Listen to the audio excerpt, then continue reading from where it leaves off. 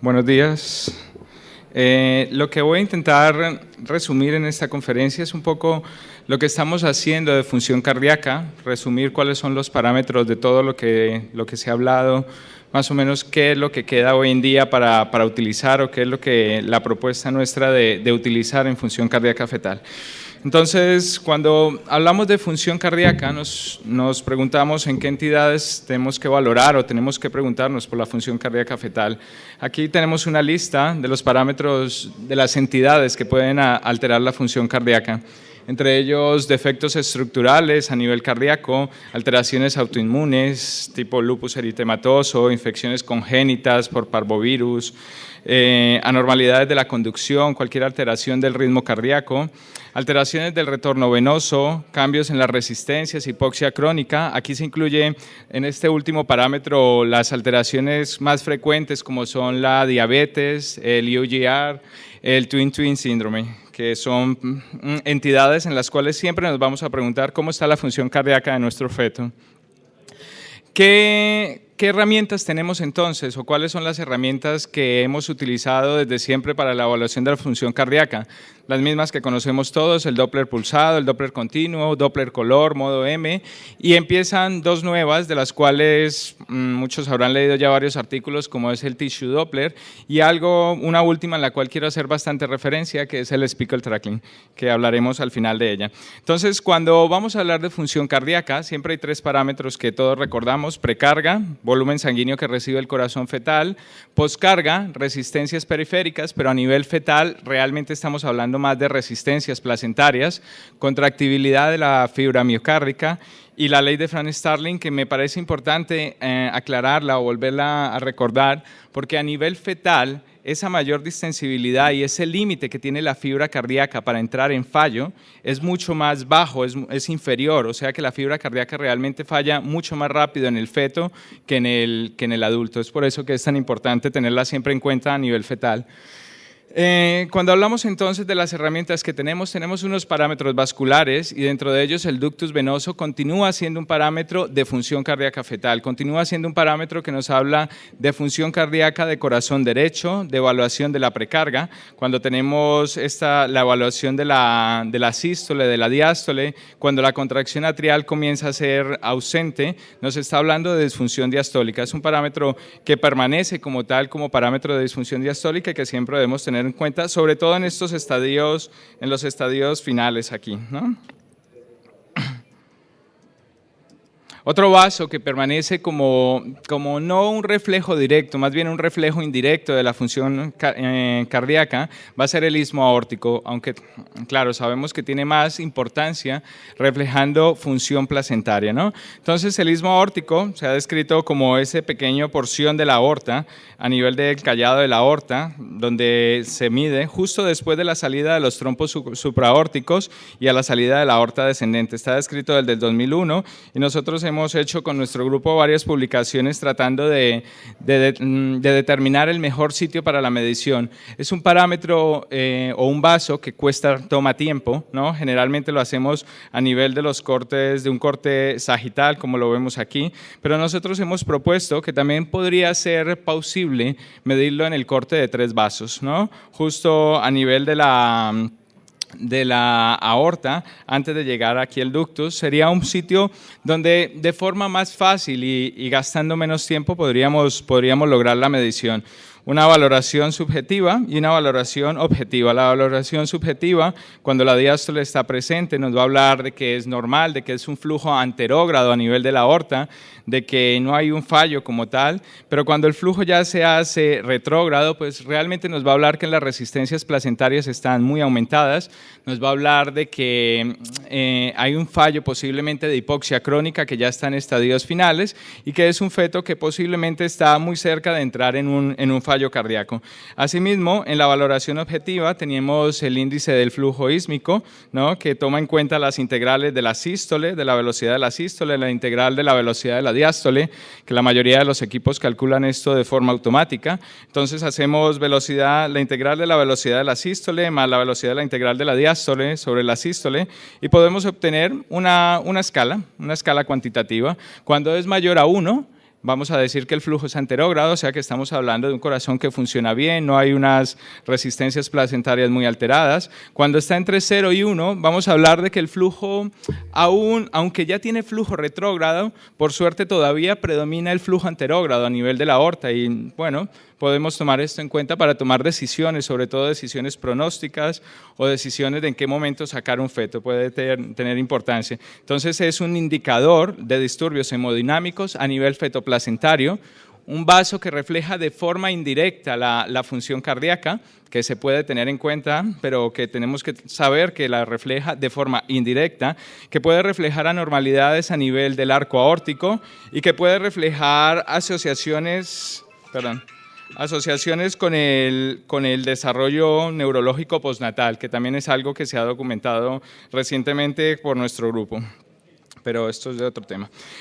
Otro parámetro que ha descrito la doctora Allan ya desde hace muchos años en esa publicación del 87, cuando tomaba toda esta cantidad de fetos y medía el ratio de A, la medición del ratio de A permanece como un parámetro de función diastólica. Es un parámetro que cuando está alterado, realmente están publicadas las tablas de normalidad. Cuando está alterado, realmente todavía lo podemos seguir considerando un parámetro que nos habla de disfunción a nivel de corazón derecho y de una disfunción diastólica principalmente. Lo podemos utilizar para ambos lados, para corazón derecho, para corazón izquierdo, simplemente poniendo el tamaño menstrual justo por debajo de las válvulas auriculoventriculares. ¿Qué limitación tiene este parámetro? Aunque todavía lo tenemos en cuenta, lo podemos seguir utilizando, ha tenido gran variabilidad clínica, dependiendo un poco si alguno lo pone un poco más abajo, un poco más arriba, si pone la muestra más a la derecha, más a la izquierda. Es un parámetro que va a tener variabilidad clínica y eso hace difícil la interpretación en todos los casos, pero realmente consideramos nosotros en nuestro grupo que es un parámetro que todavía podemos utilizar cuando nos preguntamos acerca de la función cardíaca. El gasto cardíaco.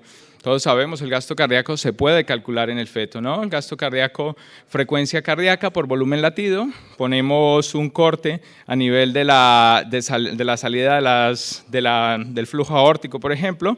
Entonces, simplemente frecuencia cardíaca, la calculamos muy fácil, ¿no? Ponemos aquí el diámetro, medimos el diámetro en diástole. Nosotros tomamos siempre la medida aquí en diástole. La evaluamos el diámetro, lo multiplicamos por pi, lo multiplicamos al cuadrado y tomamos la integral del flujo de la aorta, de la velocidad de la aorta. Esa integral la calcula el equipo y la podemos calcular gasto cardíaco. Un parámetro que también tiene cierta variabilidad clínica y que por eso no se utiliza en todos los casos. La fracción de eyección.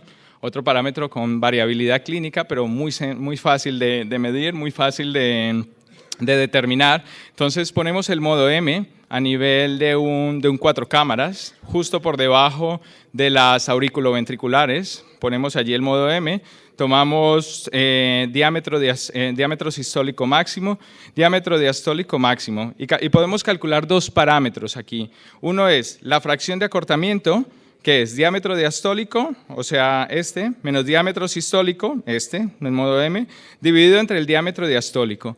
Así calculamos fracción de acortamiento. Y si queremos calcular fracción de eyección, simplemente estos tres parámetros los elevamos al cubo y obtenemos la fracción de eyección. Es un parámetro que generalmente permanece estable durante toda la gestación. Podemos tener unos valores entre 0,4 y 0,5 como unos valores de referencia de normalidad, pero lo mismo, vuelve el problema, la variabilidad en la reproducibilidad. Si ponemos esta medida un poco más a la derecha o un poco más a la izquierda, los estudios no muestran que tenga similitud, o sea, varía con pequeños desplazamientos del sitio de la medición, pero bueno, lo debemos de tener en cuenta. Y es un parámetro sistólico, ¿no? Es un parámetro de función sistólica cardíaca. Entonces, ¿qué tenemos hasta ahora? Tenemos unos parámetros vasculares, ductus venoso que permanece claramente como reflejo de la función cardíaca, el istmo aórtico que permanece como un reflejo indirecto, el ratio de A que realmente lo podemos medir para ver función diastólica Y la sístole, que la podemos determinar por estos dos parámetros, que ya hemos dicho que tiene una variabilidad clínica y la reproducibilidad tiene ciertas limitaciones. ¿Tenemos algo más? Pues sí, es algo de lo que hemos escuchado hablar todo el congreso, todo el curso, que es el índice de función miocárdica, Performance Index, T-Index, como lo queráis llamar, ¿no? Es un índice en el cual el doctor Edgar Hernández, quien estuvo en nuestro grupo hasta hace recientemente, publicó una modificación en la cual, en vez de utilizar simplemente los flujos vasculares, vamos a utilizar los CLIP. Entonces, los clips de apertura de las válvulas y de cierre de las válvulas. Aquí, simplemente para recordar, la onda EA, ¿no? Ponemos la muestra justo por debajo de la válvula auriculoventricular.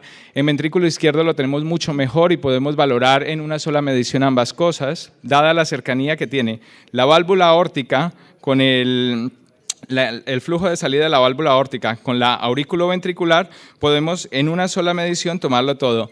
A nivel de ventrículo derecho, recordar que lo tenemos que hacer en dos tiempos, ¿no? Primero tomamos la onda EA, luego tomamos time ejection, hacemos la resta y obtenemos la misma onda de flujo. Pero entonces, aquí nuestra recomendación sigue siendo el utilizar los clips. El clip de cierre del auriculoventricular, recordar que luego viene el tiempo, que es el tiempo de contracción isovolumétrica, en el cual el corazón se contrae, pero la aorta aún no se abre. Es un parámetro de función sistólica, tiempo de contracción isovolumétrica por sí solo.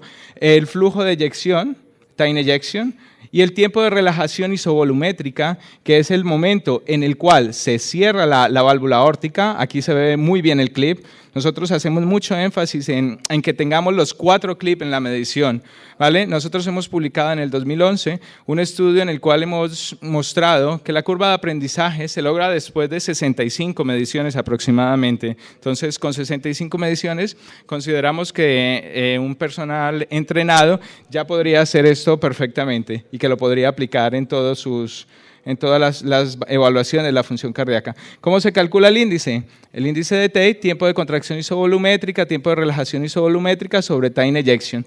Realmente es un parámetro bueno, es un parámetro que nos habla de la función cardíaca combinada. A los cardiólogos no les suele gustar mucho esto de un parámetro donde se evalúe todo, pero a nivel fetal es un parámetro que cada día se publican más cosas. Yo no voy a entrar, realmente no era el objetivo de esta charla, entrar a hablar de en qué casos se está utilizando, pero lo tenemos descrito en casos de VGR, lo tenemos descrito en síndrome de transfusión feto-fetal e intentamos en nuestro protocolo irlo integrando para la consejería pronóstica, en este caso de pacientes y para la toma de decisiones, ¿vale? Aquí les quiero mostrar simplemente era un video que ya sabía que no iba a correr, entonces mostrar cómo lo hacemos. ¡Wow! Pues tampoco va. Nada. Simplemente que al momento de poner los calipers para las mediciones, las muestras para las mediciones, según donde el sitio donde pongáis la muestra, nosotros la ponemos justo al inicio del clip, porque si la ponen por delante del clip, van a tener variaciones respecto a las tablas que usen, ¿vale? Entonces, si alguno está de acuerdo en utilizar las tablas que publicó el doctor Edgar Andrade, el doctor Edgar Hernández, es mejor que tengan siempre en cuenta poner el tamaño muestral, la muestra esta para la medición, justo por delante del clip. Es muy importante, porque si la ponen por detrás del clip van a tener grandes variaciones y según las tablas de referencia no van a tener una variación clínica ahí dentro de lo que es normal y lo que no es normal. Bueno, entonces aquí más o menos un resumen de lo que hemos dicho hasta ahora: ratio de A diástole, gasto cardíaco, fracción de eyección sístole, parámetros vasculares y un parámetro donde podemos tener una evaluación de la diástole y de la sístole, que es el T-index, donde podemos tiempo de relajación isovolumétrica, nos va a hablar de función sistólica, tiempo de contracción isovolumétrica, tiempo de relajación isovolumétrica nos va a hablar de función diastólica y el T-index combinado pues nos va a hablar un poco de cómo está toda la función cardíaca en general. ¿Qué hay de nuevo? ¿Qué se está haciendo de nuevo o relativamente nuevo? Alguno verá lo del tissue y dirá, bueno, esto de nuevo poca cosa. El tissue Doppler es un parámetro que simplemente elimina los flujos vasculares y el ruido sónico, y se va a concentrar más en la pared del miocardio, en la pared muscular. Es hacia allí, hacia donde se está dirigiendo nuestras nuevas líneas de investigación, a mirar exactamente cómo se mueve la fibra miocárdica, o sea, dejar de evaluar los flujos como un parámetro indirecto para que nos diga cómo se mueve la fibra cardíaca, e ir directamente donde está el fallo cardíaco, donde está el compromiso, que es a la fibra miocárdica. Entonces, con el tissue Doppler tenemos las variantes similares, el Doppler pulsado, el Doppler color, como lo tenemos aquí, simplemente ubicado por completo en lo que es la pared de la fibra miocárdica. El modo M, podemos calcular lo mismo, el T, y podemos construir los índices que queramos, el índice E', comparar tissue Doppler versus Doppler normal y comparar los índices y hacer un seguimiento. Este parámetro, a ver, nosotros proponemos que se puede, y está escrito, que podemos empezar a utilizar para calcular T-index y para función cardíaca, pero todavía hay muchos, como en una opinión que se publica en el primer trimestre de este año, donde ellos piensan que todavía hay una gran limitante en el tissue como en lo que tiene que ver con el ángulo de medición, y lo proponen todavía mantenerlo como un parámetro de investigación, pero es un parámetro que nosotros pensamos que se ha de tener en cuenta. Aquí hay una onda típica de la medición de tissue Doppler. Generalmente lo proponemos hacer la medición, la pueden hacer a nivel de pared ventricular derecha, a nivel del septum, o pared ventricular izquierda, y generalmente siempre hacemos la medición justo por debajo de la inserción de la válvula auriculoventricular. Uno de los ratios que pueden utilizar, el doctor Arada publica desde 1999 ya curvas de normalidad para tissue Doppler. Hay otras curvas de normalidad publicadas más recientemente. Tener muy en cuenta, dependiendo del sitio donde hagan la medición, los estándares que utilicen, las curvas de normalidad que van a utilizar, porque pueden variar. Y lo otro, que es como el parámetro que quería yo, no sé, mostrar un poco, no sé si aquí alguien ya lo esté haciendo, es lo del Spiegel Tracking. El Spiegel Tracking es una técnica nueva, relativamente nueva, aunque ya se viene utilizando desde hace algún tiempo en adultos, y se intenta adaptar a la función fetal.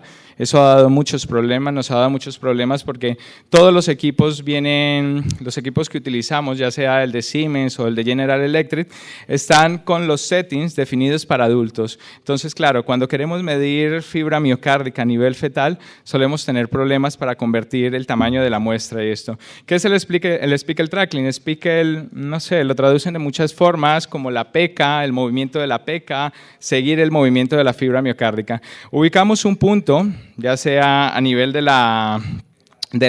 septum, de la pared, el punto que queramos, un punto único de la pared ventricular o del septum, o la función global generalizada. Y vamos a ver cómo se deforma. Este es un concepto que al principio cuesta un poco de entender, porque tomamos dos puntos a nivel de la fibra y vemos cuál es la deformación que hace la fibra miocárdica, cómo se mueve esa fibra miocárdica, ¿vale? Eso es un análisis que hacemos offline, es una de las pequeñas limitantes que tienes, porque no la puedes hacer directamente ahí en el equipo, tienes que tomar un clip muy sencillo, por lo demás en apical o en basal, en un 4 cámaras, tomas un clip de 5 a 10 segundos y luego te lo llevas a analizarlo en el ordenador, en el computador. Dependiendo con qué equipo estés manejando, si lo haces con Siemens, pues ellos tienen el Singo, si lo haces con General tienen el EcoPack. Dependiendo qué equipo estén manejando, pues van a tener el programa para manejarlo offline. Entonces, ¿qué se puede medir? Pues cuando ya tenemos el análisis offline,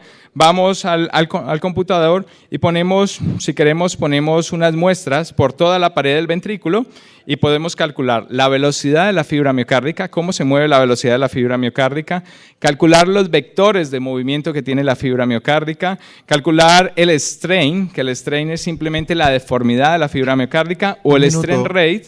Un minuto le queda. Vale, que es la deformidad de la fibra miocárdica en tiempo. 2 diapositivas más, simplemente para mostrarlo. Permite medir strain, que ya decimos la deformidad, la velocidad. Se sabe que la velocidad, ya hay estudios publicados que aumentan con la edad gestacional, y que el strain o el strain rate, que es la deformidad, generalmente suele ir disminuyendo con la edad gestacional. 2 figuras, simplemente 2 imágenes copia-pega para mostrar cómo lo hacemos. Ponemos una muestra, nos da la onda y calculamos la deformidad en porcentaje, o calculamos el strain rate, que es la deformidad en porcentaje tiempo, la última diapositiva. Ponemos imágenes, tamaños de muestra por toda la pared del ventrículo. Podemos calcular en color cada uno de estos sitios que queremos ver cómo se mueve, o en la línea blanca punteada, la función global de la deformidad global de toda la fibra.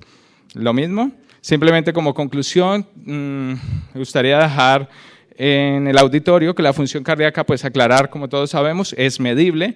El ductus venoso y el istmo, parámetros vasculares que evalúan la función cardíaca. El ratio de edad permanece como un parámetro diastólico. Gasto cardíaco y fracción de acortamiento con limitaciones por la reproducibilidad. Y el T-index, que realmente es lo que proponemos empezar a utilizar, que evalúa la función cardíaca combinada. Y parámetros de investigación, tissue Doppler y speckle tracking, que es de lo que vamos a estar leyendo en los próximos años. Gracias.